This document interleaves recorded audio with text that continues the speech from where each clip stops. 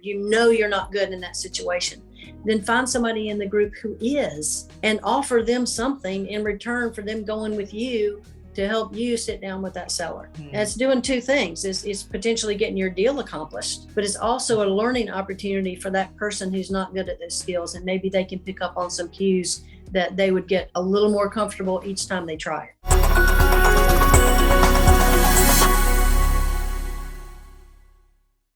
We have two types of people in the world, and it varies on what you are for each subject, but you're transactional or you're relational. And there's so many people I believe, and I've seen, that are transactional in the real estate space, and they think that by following this transactional mind frame of I'm just going to work with the big boys or whomever, like these big lenders in our case, or whatever, maybe REITs in your case, that they can make it on their own, so to say. But like to discount the value of the relationship in real estate, you can't quantify, in my opinion, missed opportunities. The value of missed opportunities, or the value of telling Carla what you're good at, or more specifically what you're not good at, and her saying, hey, Jim over there is really good at that, or Jane is really good at that, and getting that relationship, there's no, you can't quantify that value. So I would stress to people, even if you are transactional natured in real estate, there is such a value in attending these meetings from the relational side that you can't quantify. There really is. And when you're looking at other people's skills, you've got to know what you're good at and what you're not good at, and be able to reach out to someone who can fill that gap, right?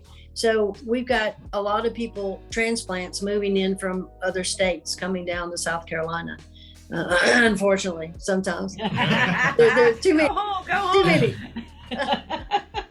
But you have to look at your audience. If someone is coming in from up north and they're not used to Southerners yet, they may not do as well at the kitchen table talking with the seller, because they talk too fast, or they don't use the same language that we use here, and they don't say y'all, and we don't get it, whatever that is. But so if you're in that situation, or you're very uncomfortable and you're shy and you're awkward and you're not good in that situation, then find somebody in the group who is, and offer them something in return for them going with you to help you sit down with that seller.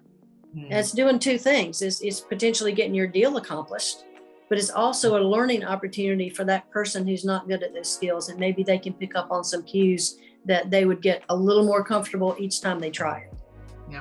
And we do that kind of stuff all the time. We really truly want people to succeed, and we want to help them figure out a way that then they can do it on their own. And I think you touched on it right there.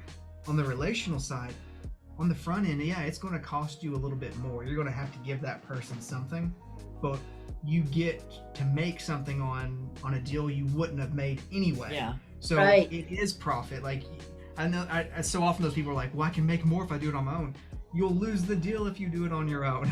Yeah, that's right. That's right. Zero Owens used to say, do you want a whole lot of nothing or a little bit of some? Yeah. I like that. So go ahead. I was going to say, we kind of approach our group like a family. Some people use the word community, but to me, that's still a little stiff. I like family. And so if you can help your family do a little better, then everybody wins.